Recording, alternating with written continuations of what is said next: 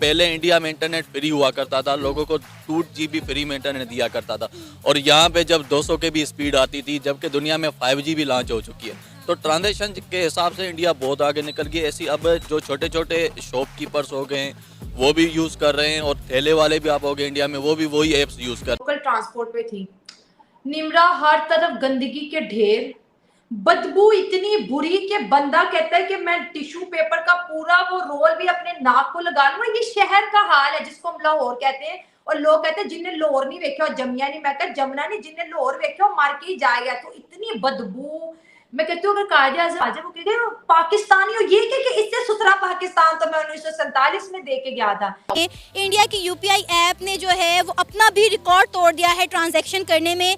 12.82 lakh crore transaction की गई है दिसंबर के महीने में यूपीआई के जरिए। क्या कहेंगे, 2016 में इस ऐप को पब्लिक के लिए लॉन्च किया गया था और देखते ही देखते पूरा भारत आज इस ऐप को ना सिर्फ जो यूज़ कर रहा है बल्कि बहुत सारी और भी कंट्रीज हैं जो चाहती हैं इस ऐप को उनके ममालिक में भी लॉन्च किया जाए। जी, इंडिया तो पहली बात टेक्नोलॉजी में काफ़ी आगे है और आपका जो सवाल है वो मेरी फील्ड से रिलेटेड है क्योंकि मैं सॉफ्टवेयर इंजीनियर भी हूँ।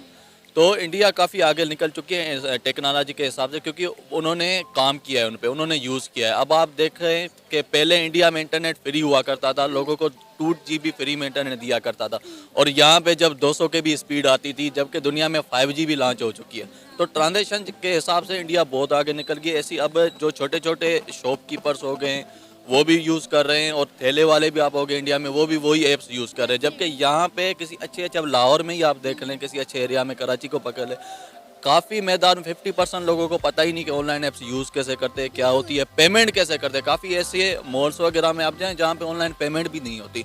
तो ये बहुत ज़्यादा इशू हमें फेस करना पड़ता है। जबकि मैं खुद इंटरनेशनल क्लाइंट के साथ काम करता हूँ तो पेमेंट रिसीव करने में भी काफ़ी मसले आते हैं।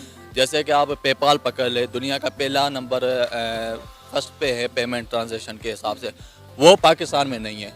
पाकिस्तान में अगर आना भी चाहे तो पहले ये बात ये करते हैं कि पहले टैक्स कितना आप देंगे, ये कर पहले आप उनको पाकिस्तान में लाएं तो सही, पहले ये मसले तो सॉल्व करें, फिर बात आती है बैंक वाले क्रेडिट कार्ड वगैरह की।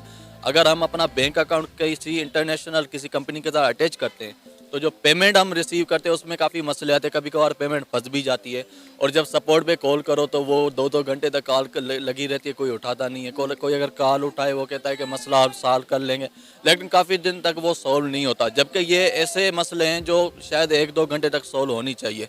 पाकिस्तान में आज तक कोई भी एक ऐसी ऐप लॉन्च नहीं की गई। यहाँ पर देखें डिजिटल ट्रांजैक्शन का कोई कॉन्सेप्ट ही नहीं है लोगों के दिमागों में।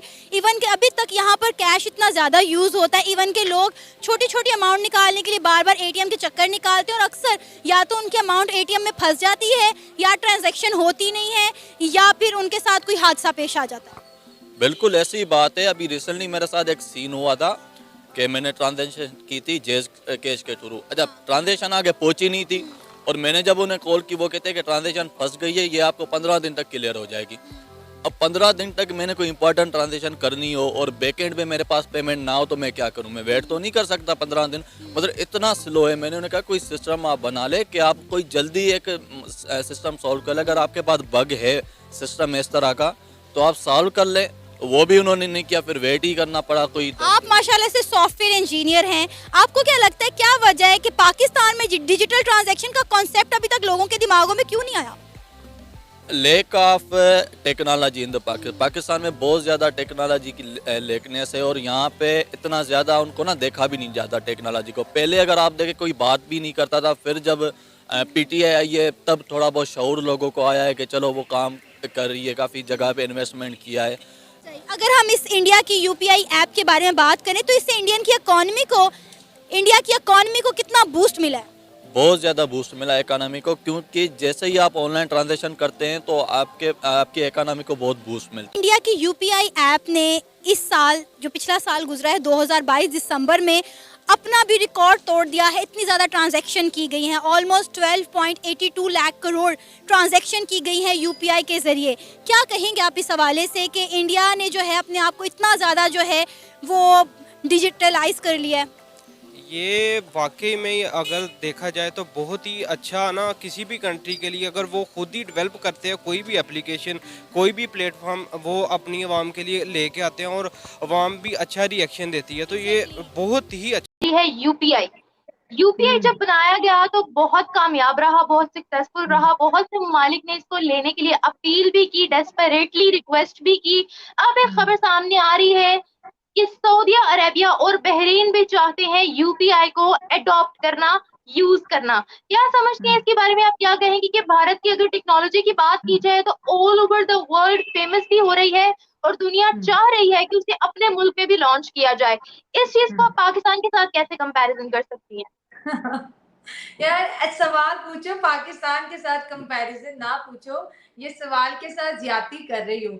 देखिए इंडिया के, अगर हम डिजिटल इंडिया की बात करें तो हम कहते हैं कि आईटी हब और इंडिया बहुत अच्छे अच्छे प्रोग्राम बना के बाहर की कंपनी को सेल कर रहे हैं, ठीक है। इसके साथ साथ आप देखें वो बाहर के ममालिक में कॉल सेंटर चलाना भी मुश्किल होता है, वेजेस ज्यादा पड़ती है, तो इंडिया में बहुत सी कंपनीज बाहर की ऐसी हैं जो अपने कॉल सेंटर चला रही है। इसके साथ साथ इंटरनेट की अगर आप स्पीड की बात करें तो वो इंडिया का बहुत बेहतरीन है, 5G है, अभी जियो 6G पर भी काम कर रहा है, तो ये सारी इंडिया की अचीवमेंट है। आपने यूपीआई की बात की, हमारे मुल्क में अभी भी मास्टर एंड वीजा कार्ड चल रहे हैं, लेकिन इंडिया ने अपना डिजिटल इतना खूबसूरत जो है मार्केट बनाया है। इस सबसे अहम चीज जो यूपीआई के, जिसको यूनिफाइड पेमेंट कॉर्पोरेशन कहते हैं, और इसको इंडिया की एनपीसीआई ने बनाया। और इसकी कामयाबी की सबसे बड़ी वजह, एक तो ये सिक्योर बहुत ज्यादा है, आपके साथ इसमें कोई स्कैम नहीं हो सकता।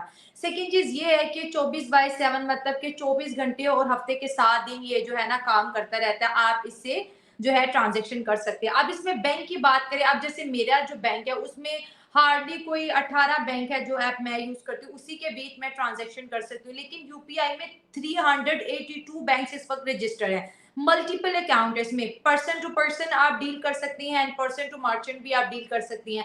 अब पेमेंट की बात करें, देखिए ये अगर निम्रा आपने भी देखा होगा, बहुत सी वीडियोस देखती हैं इंडिया की, तो वहां पर गोलगप्पे वाला है तो उसके पास भी यूपीआई पड़ा हुआ है, वहां पे कोई सब्जी वाला है तो उसके पास भी यूपीआई बना है। तो इंडियंस लोग जो है अपने पास जो है कैश को कम रखते हैं, कैरी ही नहीं करते, बस थोड़ा सा जिसको हम कहते हैं खुला रखते हैं। समटाइम होता है ना थोड़े बहुत पैसे कैशलेस इनको इकोनॉमी, चाहिए होते हैं। हाँ कैशलेस बस ये इकोनॉमी। Exactly exactly। तो वो अभी जैसे हमारा होता है, अभी अपने पैसों के लिए हम लाइन में मांगने के लिए लग जाते हैं, इतनी इतनी जो है मेरे घर के पास जहाँ पे मेरा बैंक अकाउंट है, आप यकीन करें जब मैं एटीएम से विड्रॉ करती हूँ तो मुझे आधा आधा घंटा लाइन में लगे रहना पड़ता है, और मैं यकीन करो कसम से मैं सोचती हूँ यार कितना अच्छा होता है सेम। इंडिया में होती मैं वहां पे खड़ी, मुझे ख्याल आ रहे होते हैं कि इतना टाइम लग जाता है। और सबसे बड़ी बात जो है शर्मिंदगी की ये है कि आप भी एग्री करेंगी, लोगों के पास यहाँ पे बैंक अकाउंट है, लोगों के पास यहाँ पे एटीएम कार्ड है, और आधे से ज्यादा को यूज नहीं करना आ रहा होता। सही लो बात जी है। चले गए एटीएम के वो डब्बे में, चले गए जहाँ पे रूम बना होता है, 10-10 मिनट बंदा नहीं, और पीछे लाइनें लग रही हैं। और अगर हम बात करें हमारे बैंकिंग